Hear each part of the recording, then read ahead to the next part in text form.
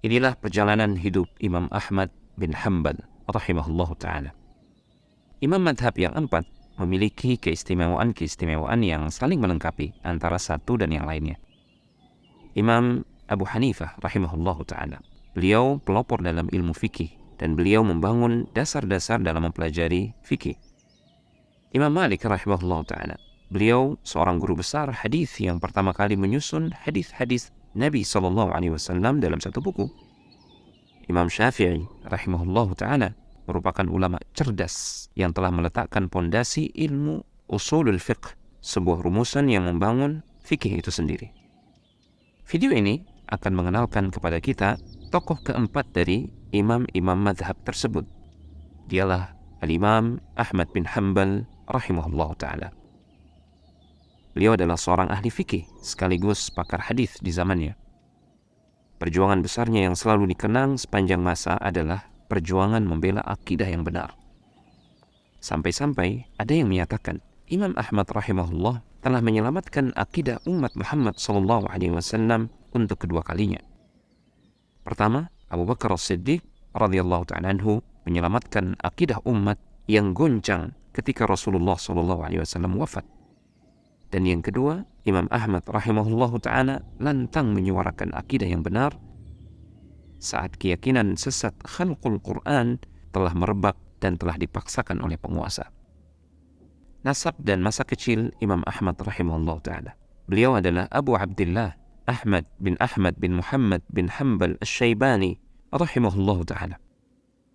Al-Imam Ibn al-Athir mengatakan, tidak ada di kalangan Arab rumah yang lebih terhormat, yang ramah terhadap tetangganya dan berakhlak yang mulia daripada keluarga Syaiban. Banyak orang besar yang terlahir dari kabilah Syaiban ini. Di antara mereka ada yang menjadi panglima perang, ulama, dan sastrawan. Beliau adalah seorang Arab Adnaniyah. Nasabnya bertemu dengan Nabi SAW pada Nizar bin Ma'ad bin Adnan. Imam Ahmad rahimahullah ta'ala dilahirkan di ibu kota kekhalifahan Abbasiyah di Baghdad, Irak pada tahun 164 Hijriah atau bertepatan dengan 780 Masehi. Saat itu, Baghdad menjadi pusat peradaban dunia di mana para ahli dalam bidangnya masing-masing berkumpul untuk belajar ataupun mengajarkan ilmu. Dengan lingkungan keluarga yang memiliki tradisi menjadi orang besar, lalu tinggal di lingkungan pusat peradaban dunia, tentu saja menjadikan Imam Ahmad memiliki lingkungan yang sangat kondusif dan kesempatan yang besar untuk menjadi seorang yang besar pula.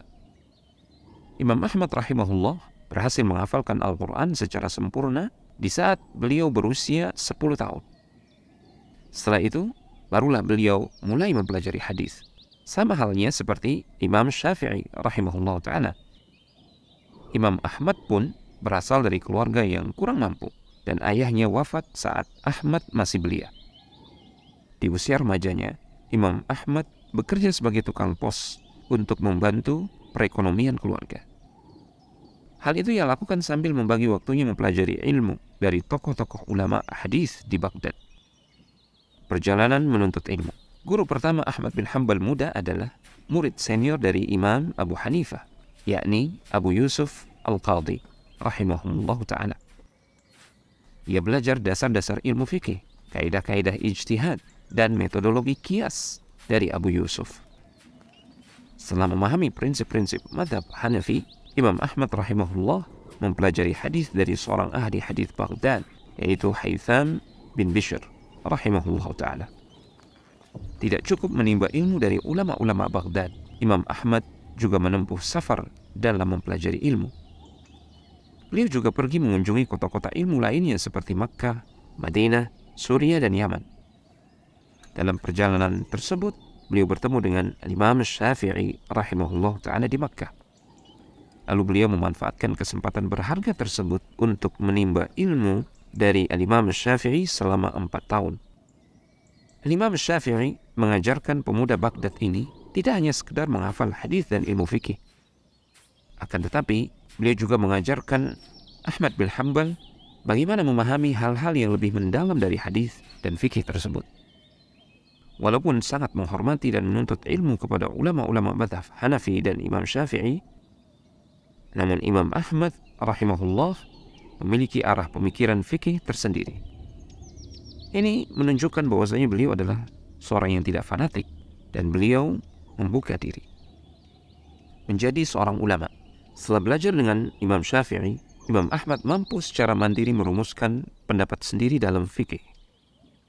Imam Ahmad rahimahullah ta'ala menjadi ahli hadis sekaligus ahli fikih yang banyak dikunjungi oleh murid-murid dari berbagai penjuru negeri Islam, terutama setelah Imam Syafi'i rahimahullah ta'ala wafat di tahun 820 Masehi.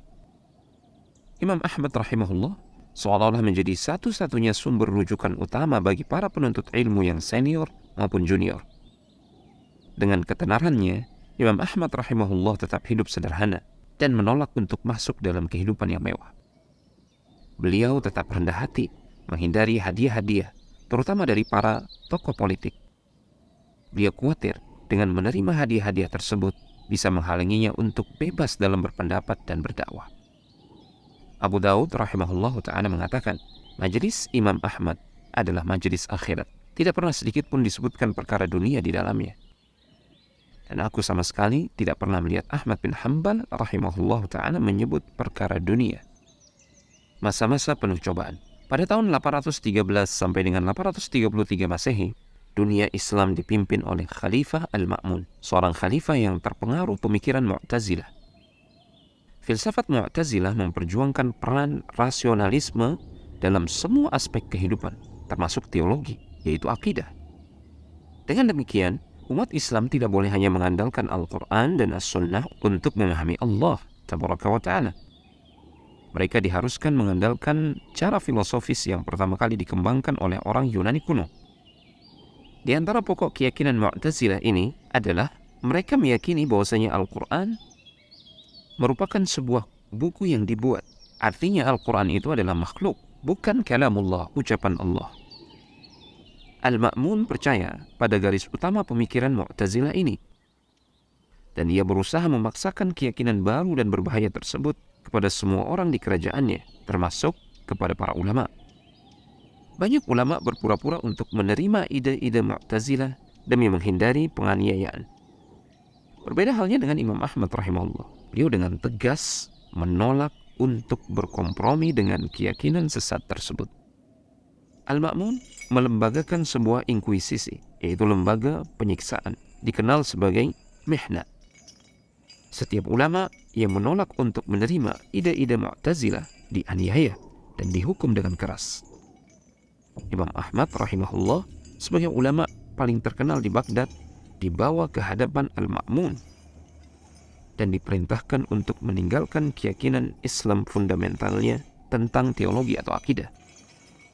Ketika beliau menolak, beliau disiksa dan dipenjarakan.